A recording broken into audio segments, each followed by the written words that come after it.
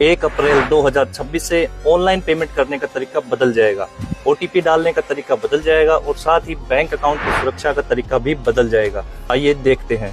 पहला नियम जो 1 अप्रैल 2026 से लागू होगा, डायमेटिक टू फैक्टर ऑथेंटिकेशन, यानी अब आपकी हर एक पेमेंट को जांचा जाएगा कि वो कहां से की गई है और कहां की जा रही है। दूसरा, आप बैंकिंग ऐप में स्क्रीनशॉट या फिर स्क्रीन रिकॉर्डिंग नहीं कर पाएंगे। इस पर भी पूरे तरीके से बैन लगा दिया जाएगा।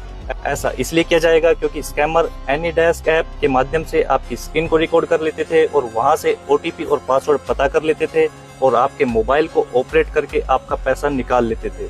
तीसरा, आप नाइट ट्रांजैक्शन लॉक कर सकते हैं, यानी कि बैंक ने ऐसा नियम बनाया है और अपने ऐप में ला रहे हैं कि आप रात को 11 बजे के बाद सुबह 6 बजे तक अपने ट्रांजैक्शन को लॉक कर सकते हैं।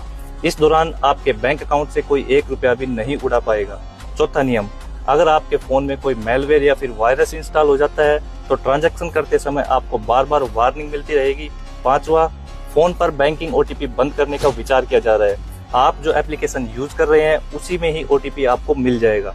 छठा, अब आपसे बड़ी ट्रांजैक्शन पर एक्स्ट्रा सवाल पूछे जा सकते हैं। फॉर एग्जाम्पल, अगर आप 50,000 1 लाख रुपए की ट्रांजैक्शन कर रहे हैं तो आपसे पूछा जाएगा कि आपका माता का नाम क्या है या फिर आपका डेट ऑफ बर्थ क्या है, केवल वेरीफाई करने के लिए। अगर आप ये डिटेल गलत डालते हैं तो बैंक के पास नोटिफिकेशन चला जाएगा कि ये ट्रांजैक्शन हो सकता है कि कोई स्कैमर कर रहा हो।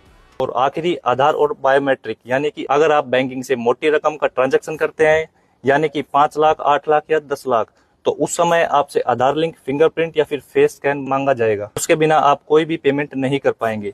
यह जानकारी अपने जानकारों के पास, अपने दोस्तों के पास शेयर कर दे।